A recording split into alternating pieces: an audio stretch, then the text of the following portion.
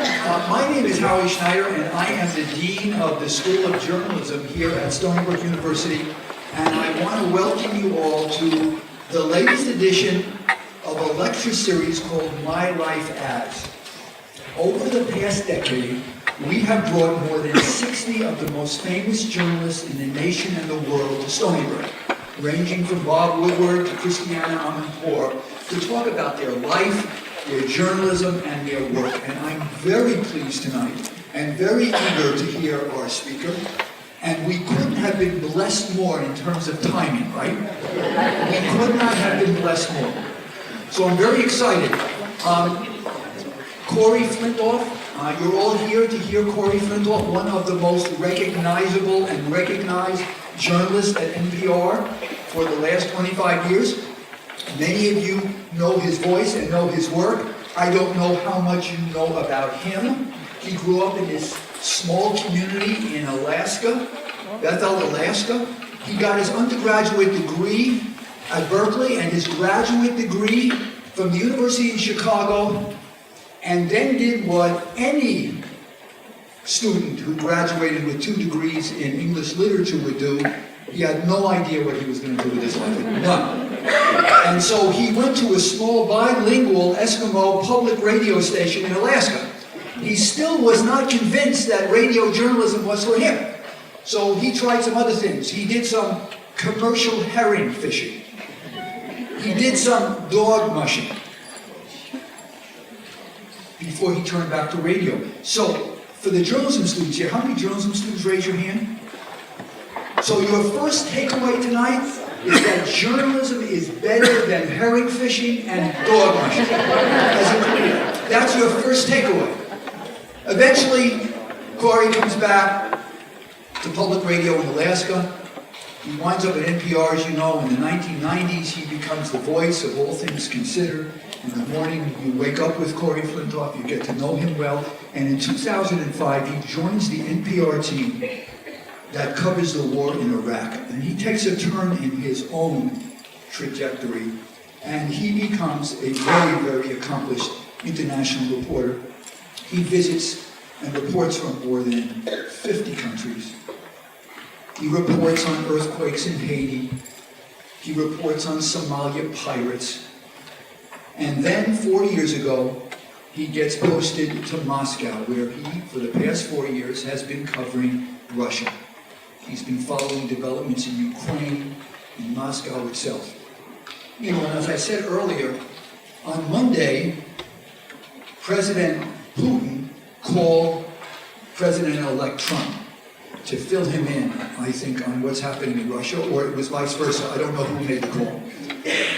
Tonight, we're going to get the real story of what's happening in Russia from Corey Flintoff.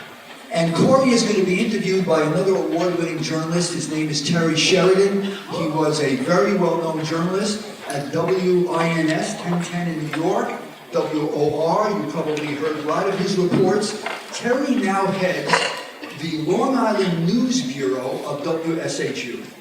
That news bureau is a new bureau. It's located right across the street from the university, near a bar, by the way, right across the street. And we collaborate. The School of Journalism has a partnership with WSHU, and 9 of our students are now working at the station doing local news. And they work under Terry, who not only runs that bureau, but mentors those students and also teaches at the school. This is a tremendous opportunity for our students. It's also, I think, a step forward for the people of Long Island, because you're going to get a lot more local news. How many of you are hearing more Long Island news already?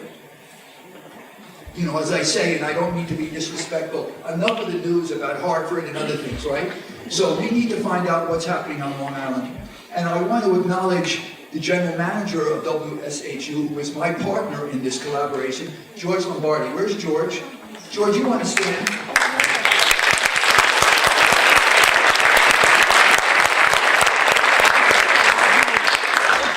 And we want to thank the Bridgehampton National Bank for also helping support Terry's visit. Terry has been going, he has retired, you know this, he retired last month and has been visiting college campus. He spent the entire day with our journalism students today, and he was so generous with his time, and it's been terrific. So I'm going to ask Terry and Corey to come up here, but before we do that, we're just going to go and play a short video, okay?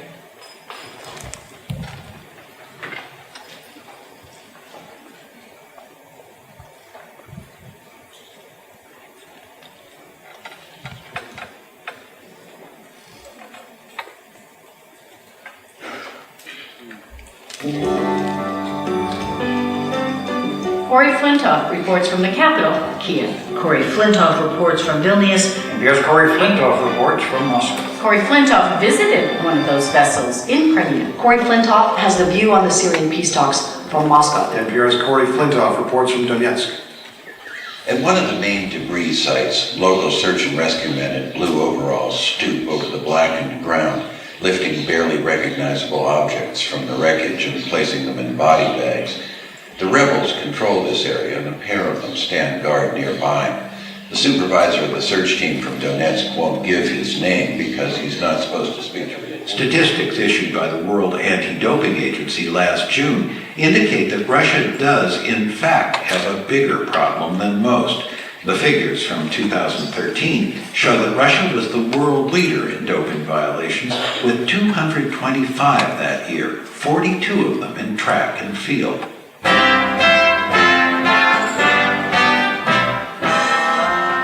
The young soldiers didn't have gas masks, but some of their attackers did. After more than 3 hours, the authorities brought in trained riot police who severely beat activists and journalists, arresting at least 9 of them. By that time, Batusev says the hooligans were nowhere to be found. He says they were provocateurs who were paid and protected by someone in the government and who set upon ill-equipped young soldiers in an effort to create casualties, discredit the opposition, and produce scenes of violence for the mass media. There were many younger people in today's procession, but it's not clear whether they feel hope or whether that hope will translate into activism. Corey Flintoff, NPR News, Moscow. Corey Flintoff, NPR News, Kiev. Corey Flintoff, NPR News, Donetsk. Corey Flintoff, NPR News, Vilnius.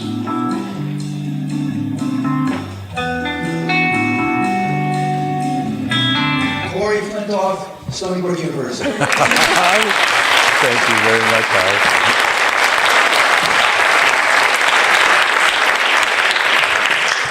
Well, I first want to thank Corey. He spent time this morning with my interns at the WSHE Bureau. They're all raving about the experience to get to talk to someone like you, or someone that they look up to, and it makes part of their educational experience so much more worthwhile. Well, I hope we can develop some and recruit some radio reporters, or podcast reporters, or audio reporters of some kind, because I was very impressed by the students that I met here today, and I feel quite optimistic about the future of radio journalism. Now, I met Corey for the first time about a month ago, and when I spoke to him last week, as we're setting this up, I said, I felt that I've known you for years, because I had listened to him for a long time on the radio, and I think that shows the power of radio, the power, the intimacy, and just the connection that radio and radio journalism, audio journalism can have. Yes, well, and the other part of it is that, I was a newscaster for 17 years at NPR, and one of the beautiful advantages of that is that you get to say your own name 12 times a night. people tend to remember you. So, anything going on in Russia? Yeah. And the interesting thing is that we've almost reached that sort of Cold War point where a lot of what's going on in Russia is really the province now of Kremlinologists and Kremlin watchers who are speculating based on sources that they have, because even in the last 4 years, I think that the Putin government has become more and more opaque. More and more concentrated around Putin and his immediate power circle of Siloviki, the security men who came up with him from St. Petersburg. And, the result is that we find ourselves now sitting on the outside trying to guess what Putin will do and what his relationship will be with President-elect Trump. Now, one of the things that we've been hearing is that Putin has been rigging the election, or he's been influencing the election, or he's trying to wreak havoc in the election. What are you and your sources hearing about what Putin, what the Kremlin was doing in the past election? Well, you know, I tend to believe the people in the U.S. security agencies who believe, in fact, that the hacking of the Democratic National Committee, for instance, was done by Russian hacking groups, and that they were deeply involved and directed by people in the Kremlin. Why? Was that a direct attempt to support President-elect Trump in his campaign? I think not. I think that what was going on there was more an attempt to discredit the results of the U.S. elections. You know, Trump had said that on numerous occasions that these elections are rigged. And, you know, I think had he lost, I think that, you know, Russian hacking would have been trying to delegitimize the election. And it's just to generally sow confusion and sow chaos and disbelief in the legitimacy of American elections. That's something that would distract the United States from geopolitical activities of any kind for a long time. And you know, I should say I actually got messages from Russian friends in Moscow after the election, and one woman particularly said, you know, there's been a lot of gloating and a lot of glee here in Russia from Kremlin officials, people close to the Kremlin. They're celebrating right now. But there's another group who are dismayed by this because they believe that Russia will no longer have anybody to blame. You know, had Hillary been elected, they could have blamed her successfully for the next 4 years. Now that Mr. Trump is going to be in power, who knows what that relationship will be, but it does mean that we're starting out with a slate that says that we can't automatically begin to blame him for Russia's problems. Now, in the days leading up to the election in Russia, there was a different vibe, I guess, as you were saying, in the months or 2 months leading up, especially in the week before the election, from the Russian media to the Russian citizens. Absolutely, yeah. I don't know if for those of you who watch Russian media, you know that at least two of the most popular newspapers carried headlines the day before the election saying, Hillary will surround Russia with nuclear weapons. You know, and that was just the tip of the iceberg, really. You know, the host of the most watched radio news program, Sunday evening news program, has been saying throughout that Russia and the United States were on the verge of war, practically.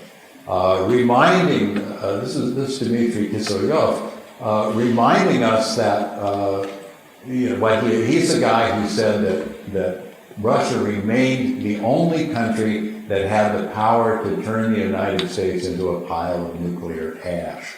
He said that a couple of years ago, but he reminded us of it again just before the election. So, I mean, it surprised me when I got back to the States and found that, you know, frankly, Americans don't feel any sense of this impending war.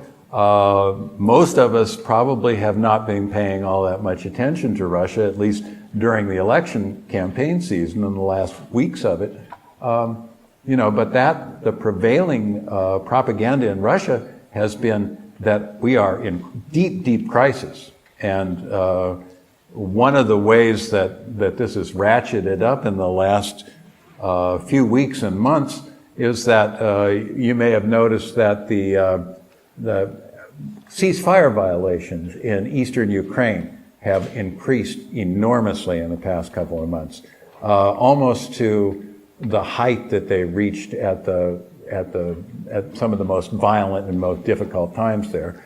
There have been a lot more incidents of encounters between Russian warplanes and NATO planes over the Baltic Sea. You know, those are things that exacerbate tensions, sort of contribute to this sense of crisis. And even in his congratulatory message to Mr. Trump, Putin said, you know, we need to work together to get out of this deep crisis between our two countries, you know, that relations have deteriorated so drastically that we need to do something now. Well, we talk about the deep crisis between the relationship, and it's come to the forefront in the past months. But I'm thinking of a movie that was released maybe 5-6 years ago, Burn After Reading. It was a comedy, George Clooney, Brad Pitt, John Malkovich. The punchline was that a clueless physical trainer, played by Brad Pitt, came across some secrets and he turned them over to the Russians. And the Russians thought that that was funny, so they told the CIA.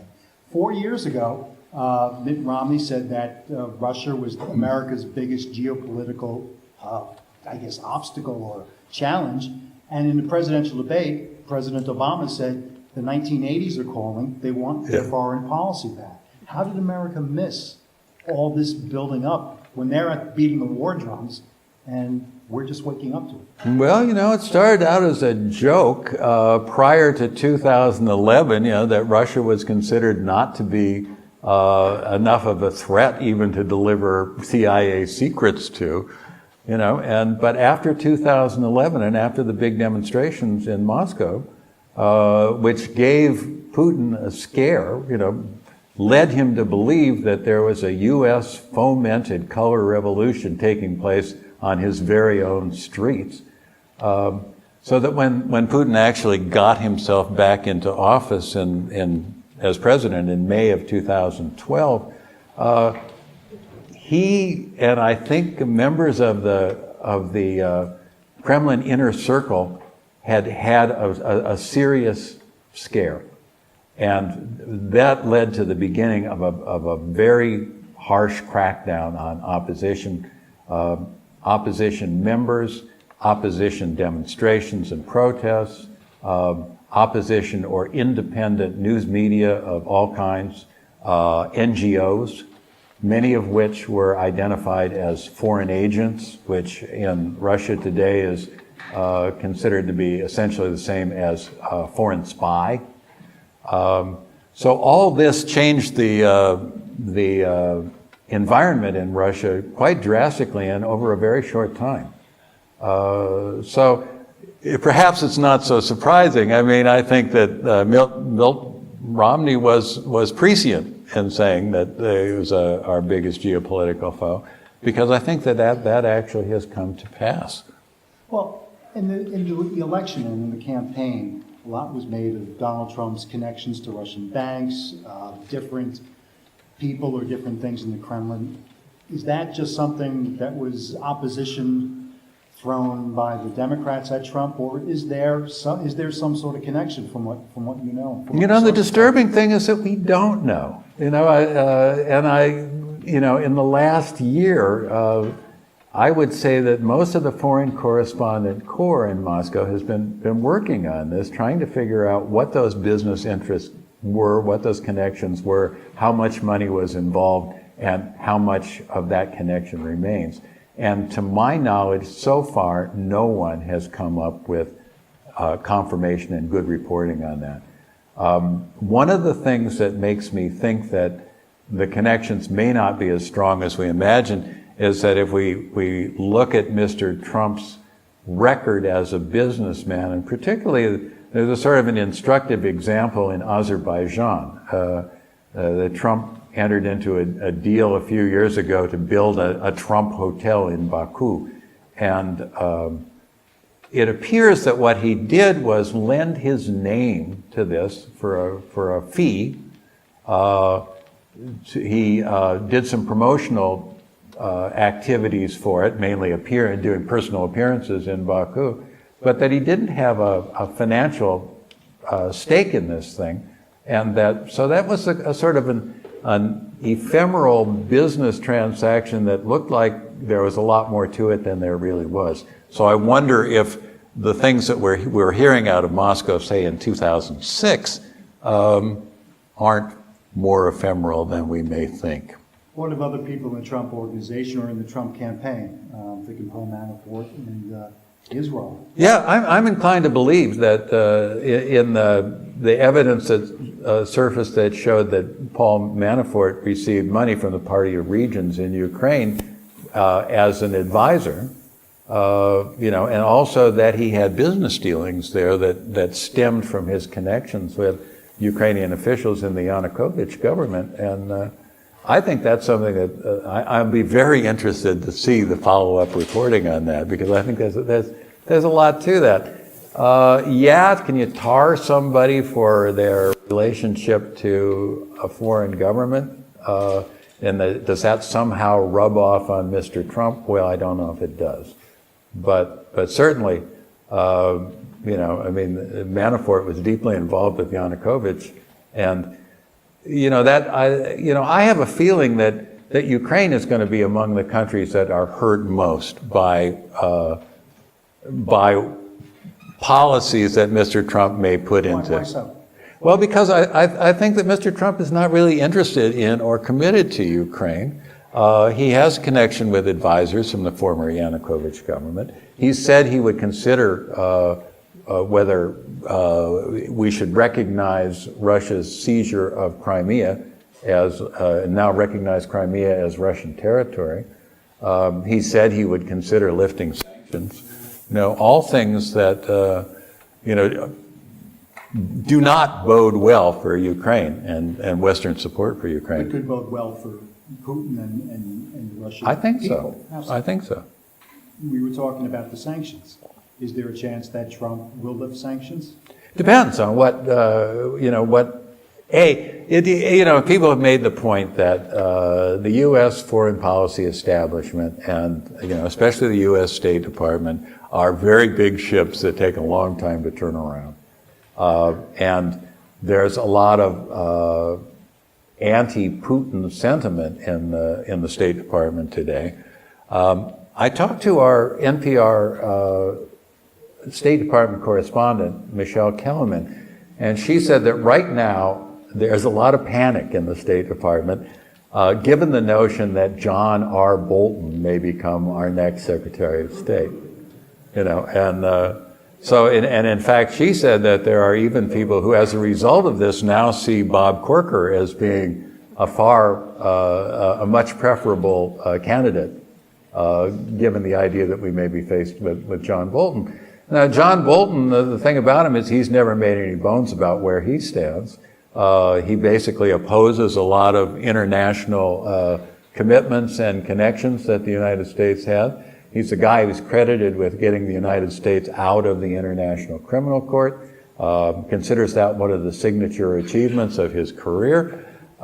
He's a guy who said that we should blow the top 7 stories off the United Nations, and it would make no difference.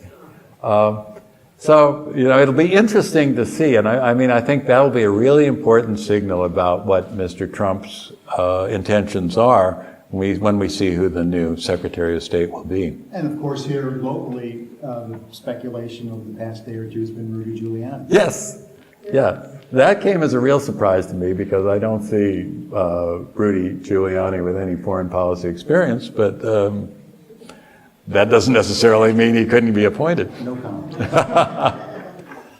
How is Russia and the Kremlin, as President-elect Trump moves into office and establishes, what are they? Are they afraid? Are they cautiously optimistic, or do they see him as someone that they can easily move around a chessboard? Well, I talked to some Russian analysts about this, and based on their connections with the Kremlin, they first said that they thought that Trump would be the best choice as far as Russian interests were concerned, because they thought that he wasn't that strongly engaged with Russia and Eastern Europe.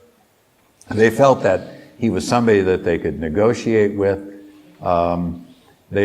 Some people even told me that they felt that a Trump presidency would be a more chaotic domestic situation in the United States and would thus take the American eye off Russian activities in the rest of the world, and particularly in Eastern Europe. But at the same time, I talked to other people who said, the Kremlin analysts understand very well that Trump is an unpredictable person, someone who is proven to be vindictive when he feels that he's been disrespected, someone who can turn very quickly if the situation changes and he feels that he's been crossed. They're a little bit wary about that. They're, in fact, in some cases, downright fearful about it, and they feel that the situation could deteriorate even worse. Now, there are two areas of great concern. One, we haven't mentioned NATO yet, and I'm thinking specifically of the Baltics and the three republics.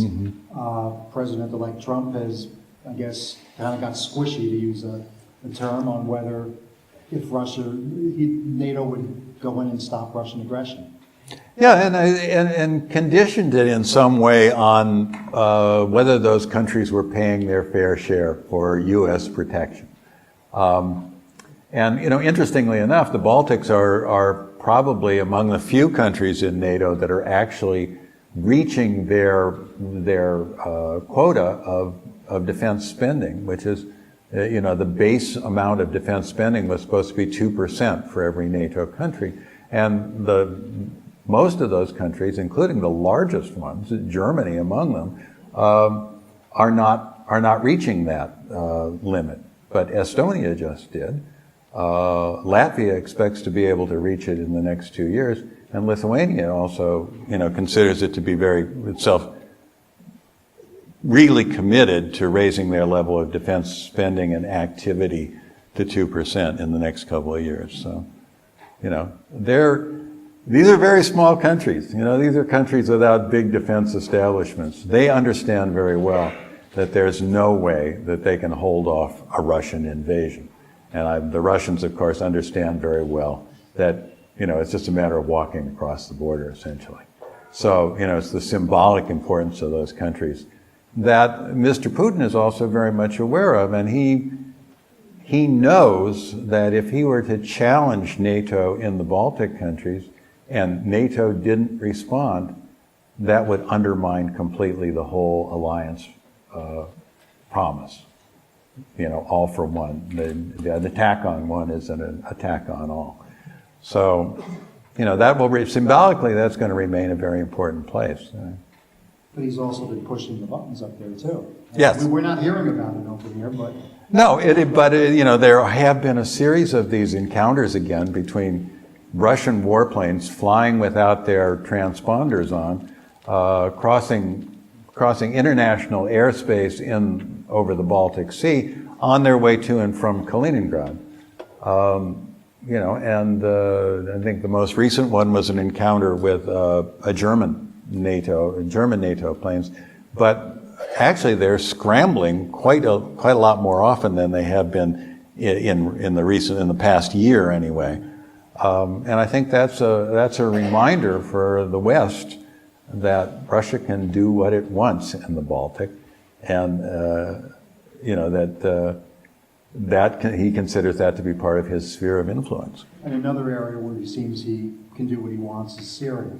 And Dean Schneider mentioned this, that there was a phone call earlier this week between the two, and then it seemed hours later that the bombardment of Aleppo began. What does Russia want in Syria?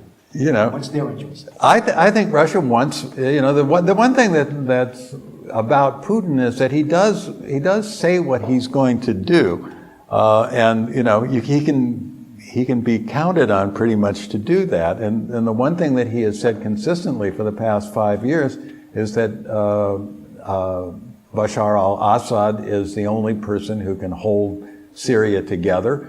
At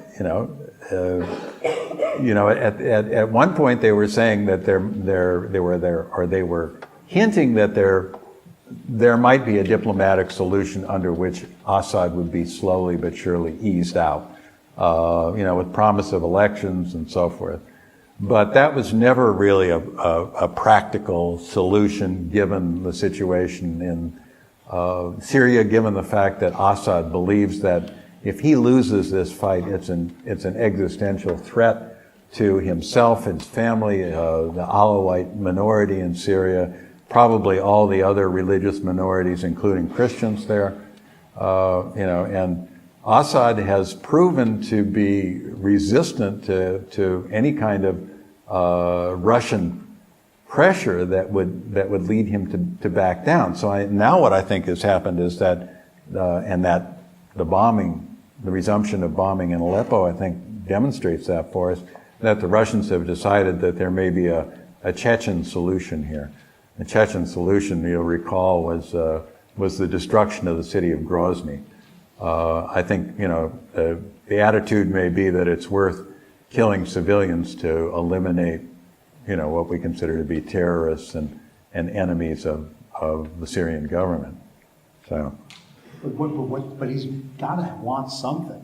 I mean, does he have any? He just wants to cause mischief? Why is he propping up Assad? Does Russia want anything in Syria? Yeah, I think Russia wants a resumption of its former influence in the Middle East. It used to be an important player in the Middle East. I think he wants to resume that. He wants to demonstrate that he can force the West to cooperate with him. Recall in the early days of the Russian military campaign in Syria, he was continually the Russian foreign ministry and defense ministry were continually saying that we are in communication with the United States, we are coordinating with them, and then the U.S. Defense Department would come back and say, no, we're not.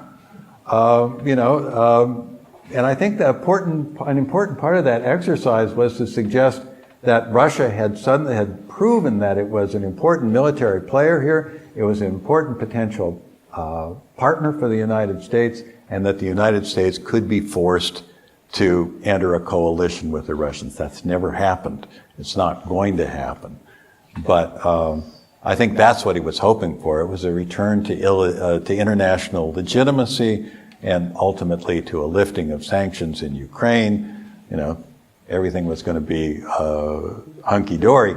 Now I think the Russians see that that's no longer in prospect, and now they're prepared to go with Assad and recapture as much of Syria as they possibly can. And Donald Trump seems to have signed, I don't want to say signed on, but he is... We don't know whether he signed on, and it may be that simply the resumption of the bombing is to make us think that he signed on, to make us think that an element of that conversation was the sort of green light for resuming the bombing. Another area with Vladimir Putin is that he has been called, and I'm thinking of Marine Le Pen from France, seemed to be the leader of a nationalist conservative worldwide movement. I mean, Pat Buchanan here in the United States called him as such. Is that something that he sees himself, that he is representing this populist, this nationalist movement that, I guess, with the election of Trump, with Brexit, with the rise of the alt-right, the rise of right-wing parties in Europe, does he see himself as possibly a leader or... Yeah, absolutely. I think so. Putin has said consistently that he wants a return to a multipolar world. Russia has always resented the idea of the United States as being the sole superpower. So in Putin's mind, I think a multipolar world means Russia at the center of it, at the center of this one pole, surrounded by like-minded countries, and by like-minded meaning very often autocratic regimes, but certainly highly nationalistic and anti-Western regimes. So I think the support for the Front National in France is a good example of that. He's supported, of course, right-wing parties in Hungary,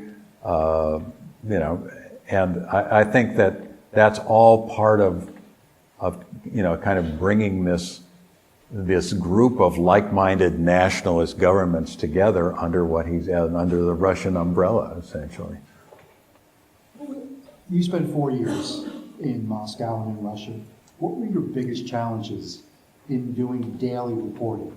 Whether in Moscow, getting out into the country, What were some of the challenges that you faced that perhaps our students might want to hear about? Yeah, pretty easy actually to get out into the country.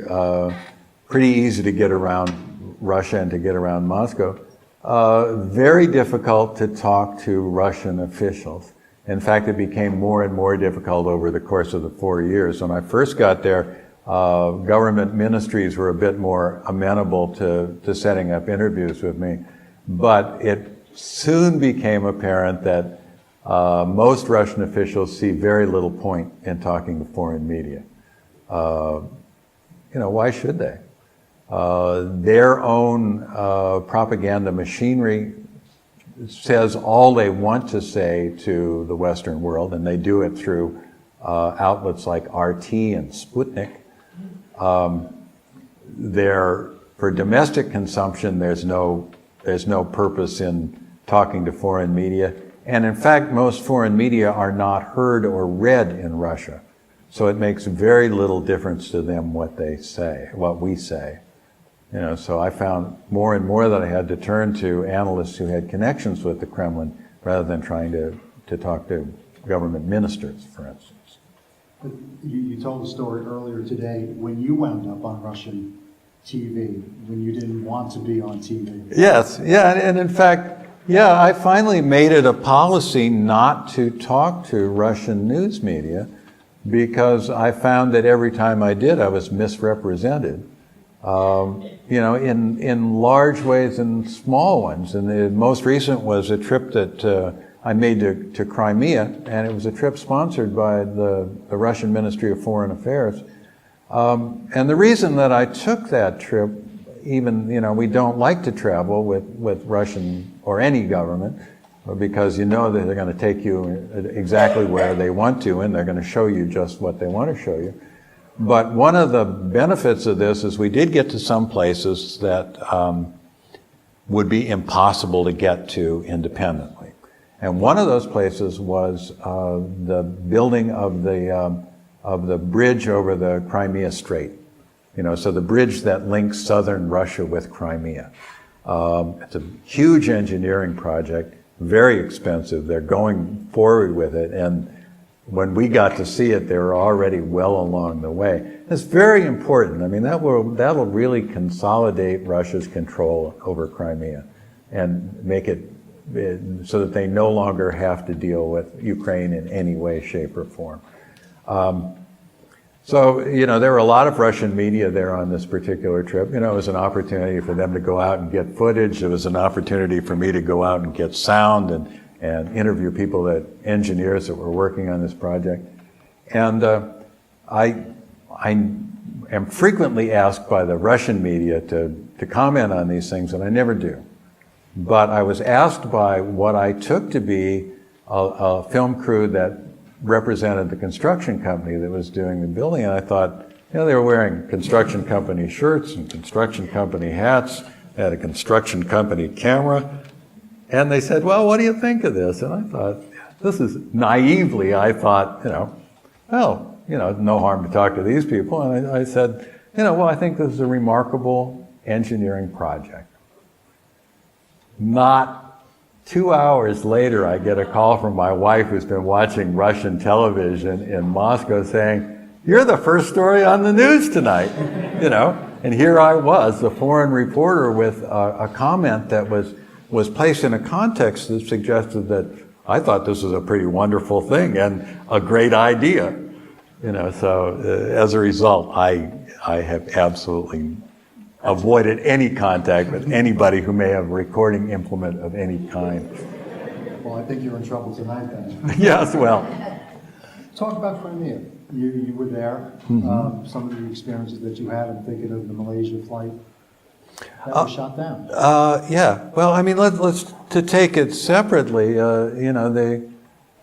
We were, as a matter of fact, my wife and I were in Crimea in Simferopol before the Russians annexed it, and when the most important story from there was actually the Crimean Tatars holding their convention and sort of establishing themselves as a political force in Crimea.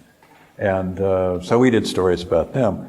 we didn't foresee that, within 3 months, this territory was going to be taken over by Russian troops.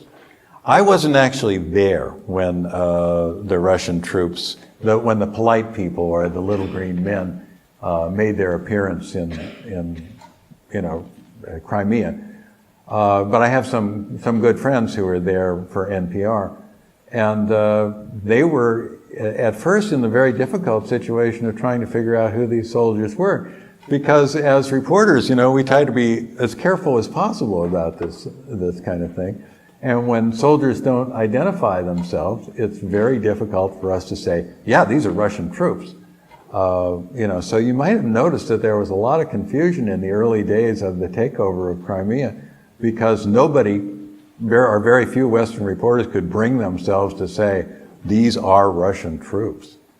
But it very clearly became apparent that that's exactly who they were, that what they had done was a quite well orchestrated takeover of the Crimean Parliament building, at which time they brought in their Russian separatist supporters to vote, for this peculiar referendum that was held immediately.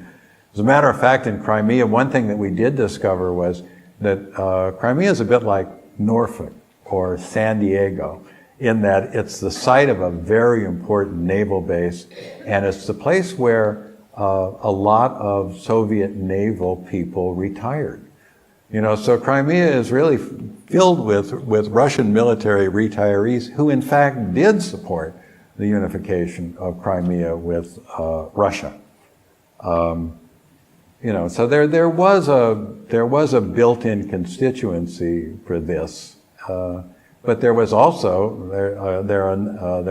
a large Crimean Tatar population and a large Ukrainian population that absolutely didn't agree with this. So the referendum was a farce, really. All right, why don't we open up to questions now? We have 2 microphones on this aisle and that aisle. So if you have a question for Corey Flintoff, why don't you come down and feel free to ask. I think if you can get to the microphone, yeah, please. We're recording it. Yes. So.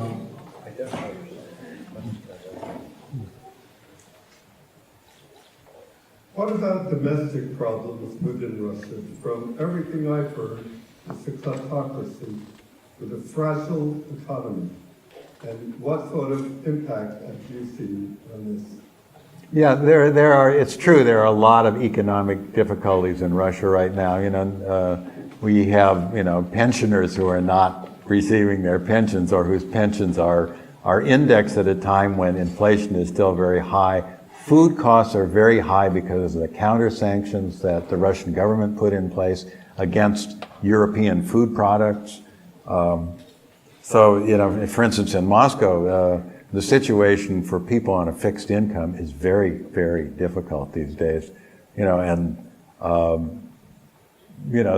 best example I can think of is you typically see elderly ladies shopping and buying 1 potato, 1 onion.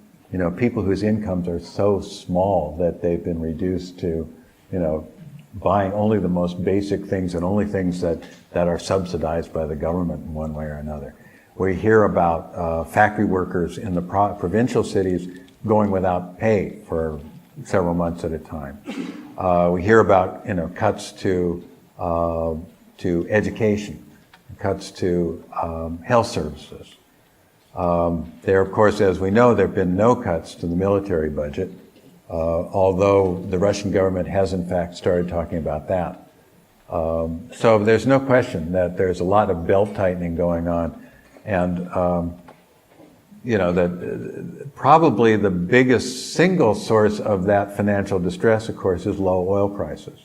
If it were just a matter of the Western sanctions, and had oil prices not fallen as precipitously as they did, I think Russia would not be in serious problem at all. The sanctions, while they are symbolically important, and while the banking restrictions that became part of the sanctions are important because they do limit Russia's ability to borrow on foreign markets, I think the real problem is oil prices.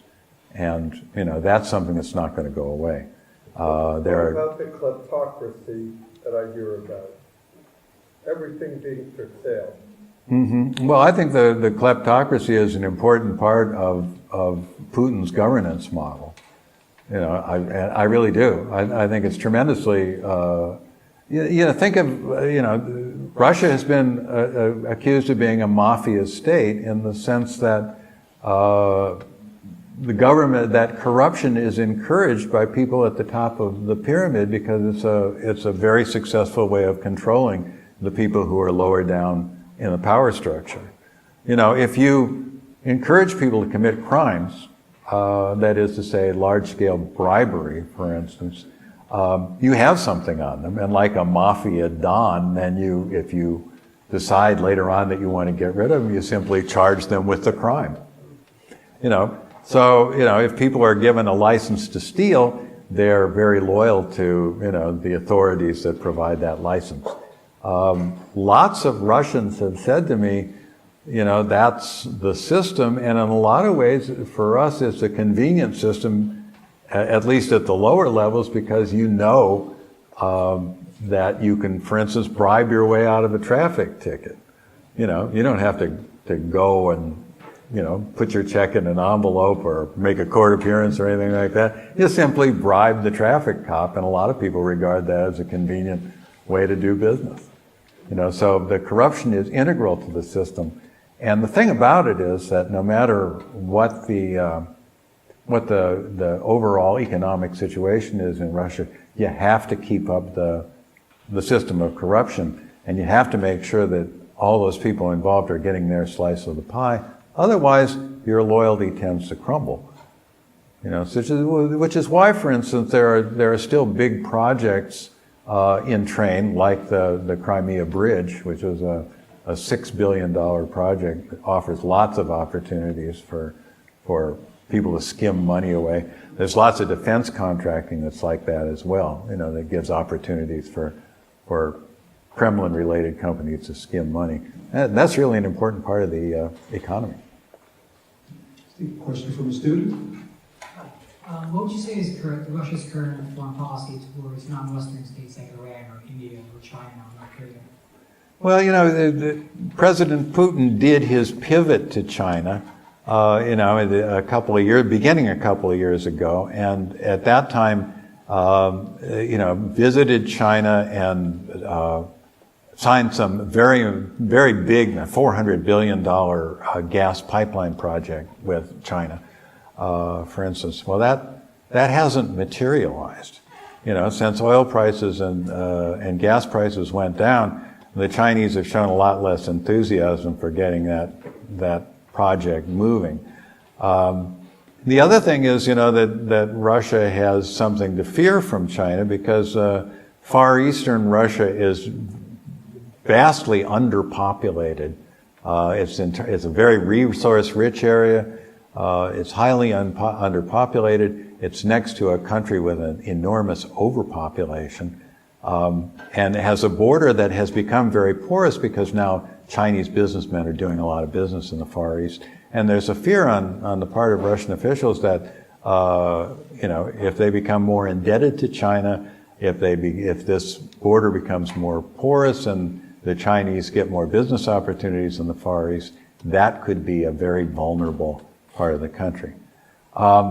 Iran is also kind of problematic for Russia because although Russia has been a very strong ally of Iran and in fact has promoted the Iran nuclear deal, there are still lots of conflicts of interest between the two. Iran is an important oil producer whose oil can be produced a lot more cheaply than Russian oil can be produced.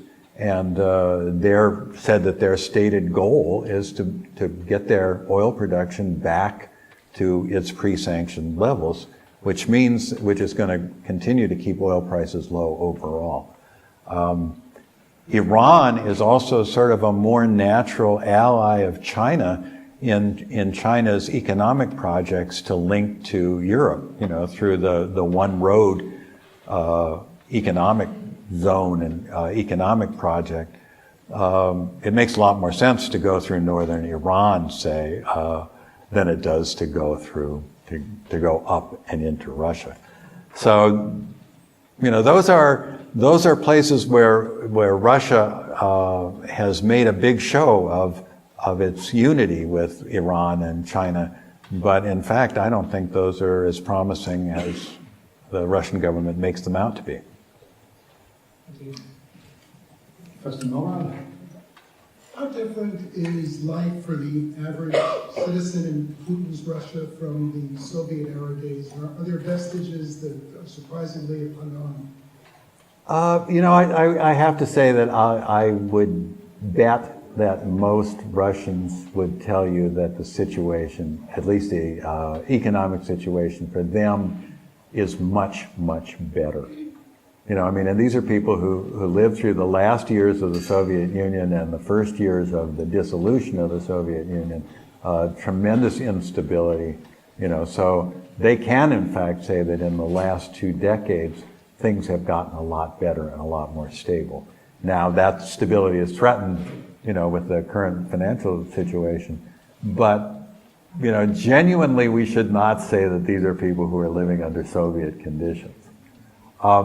One of the interesting things, though, about the Russian government and what the Russian government is telling people now, part of this war hysteria thing, is that it's a reminder to people that the Russian people have lived through tremendous catastrophes, tremendous sacrifices. During the 70th anniversary of the victory in the Great Patriotic War, very much was made of the sacrifice and the tens of millions of Russians, who died winning that war.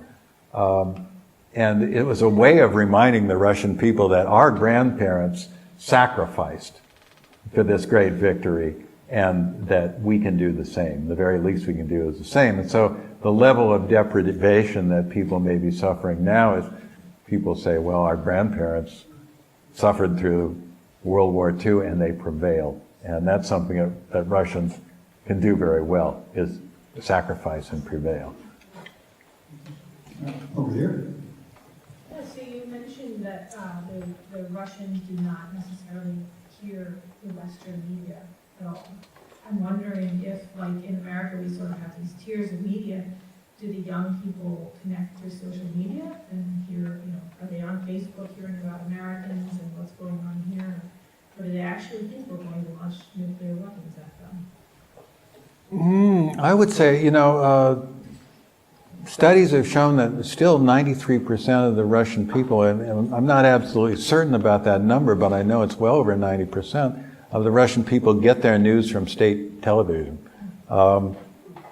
Internet penetration is still a little over 50%.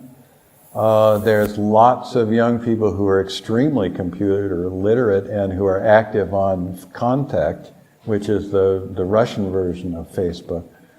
They're also active on Facebook as well, but to a lesser extent. But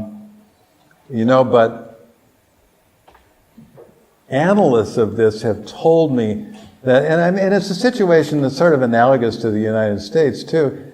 People choose media that sort of support their own biases.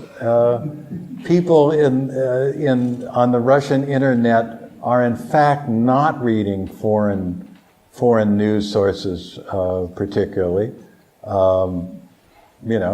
I think the penetration of foreign news is fairly limited. So even people who have internet access, I think, are not seeing what we're seeing. There have been some prominent Russian journalists who have been killed. I wondered what the reaction of the Russian press corps was to that, and did you ever think that you were in danger if you got your nose in the wrong place? Never. I never thought that I myself was in danger, and I think most foreign reporters would tell you the same thing. It would be embarrassing, to have an American reporter or a British reporter killed. What about the Russian reporter? I think the Russian reporters incredibly brave and incredibly in danger. You know, we've seen, you know, anybody who's been independent or whose reporting has touched, for instance, on President Putin's finances or his family's finances or corruption in the Russian government has been, you know, in real danger.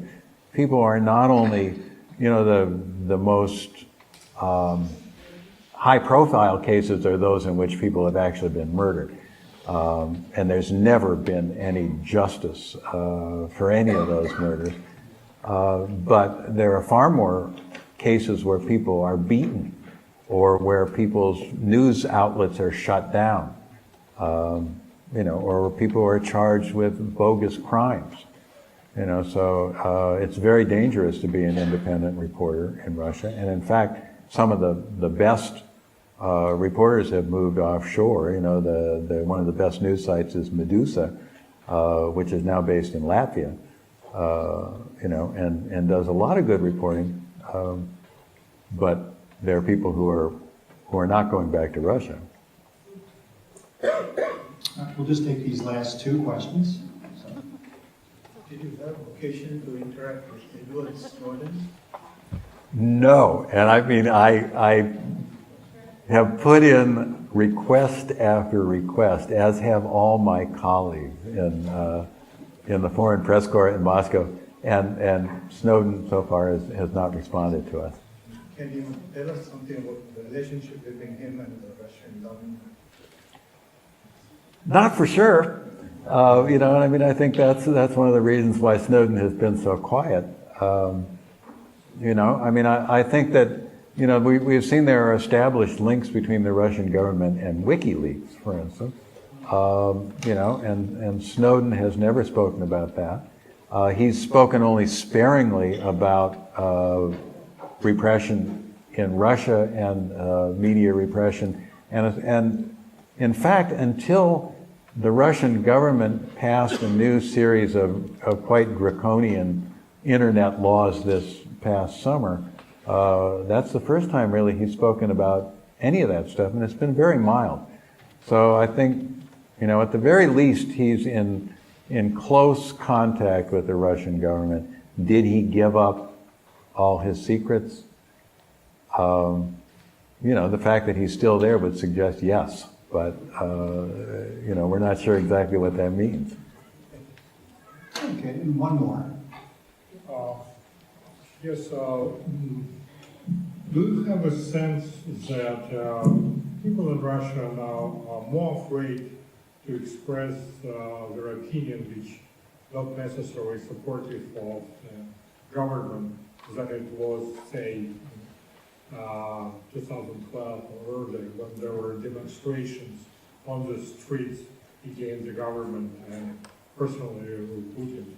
Do you have a sense that the mood changed and people are more afraid now?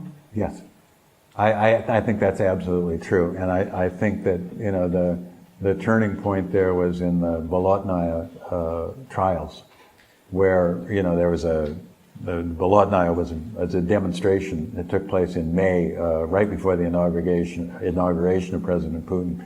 You know, there was what I think was really a police riot.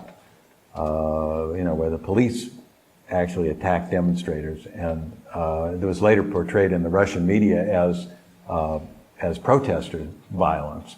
And they arrested people more or less at random, an interesting cross-section of people, you know, from a personal trainer, you know, to people who are actually active leaders of the opposition. And they got, if you'll recall, they got really harsh sentences, you know, 4 to 6 years in some cases, for doing the kind of protesting that typically a person in the United States would be booked and then released. You know, that was a way of demonstrating that anybody who is involved in protests can face very harsh punishment almost at random. You know, and another indication of that was the Pussy Riot case. You know, another case of hooliganism that drew a 2-year sentence for the women involved. So I think that Mr. Putin and the Russian government showed that they were prepared to crack down, and crack down quite harshly at that point. And subsequent events have shown, that the government is even more determined. In the run-up to the parliamentary elections, as I said, they passed these repressive media laws. They shut down a lot of foreign NGOs as foreign agents. They shut down a lot of independent media, or co-opted it, or had it bought up by Kremlin-friendly oligarchs. So I would say that yes, that people are considerably more fearful about expressing their opinions than they were in 2012. So let me end with a question and two comments. The first, after your upbeat experiences in Russia, right? What are you going to do in retirement? I'm hoping to do a couple of writing projects. And I also would like to do a fiction project, because after almost 40 years of being a reporter, I just want to make stuff up.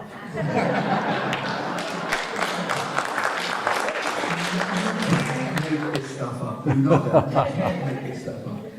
A couple of comments. Is Lindsay Hilson here? I'm not sure if Lindsay's still here. I just want to tell you that the next My Life As will be Tuesday, and she's right here, but she doesn't want to stand up and raise her hand. She's the first journalist in residence at our school. She comes from the UK. She's the international editor of Channel 4 News, the only Western correspondent, English-speaking correspondent, to personally witness what happened in Rwanda. She's covered almost every country in the Mideast and in Africa. She's going to be talking on Tuesday night, December 6th. So you should just mark that down. And on that note, I would like you to join with me in wishing Corey a very well-deserved retirement and thanking Terry as well. Thank you.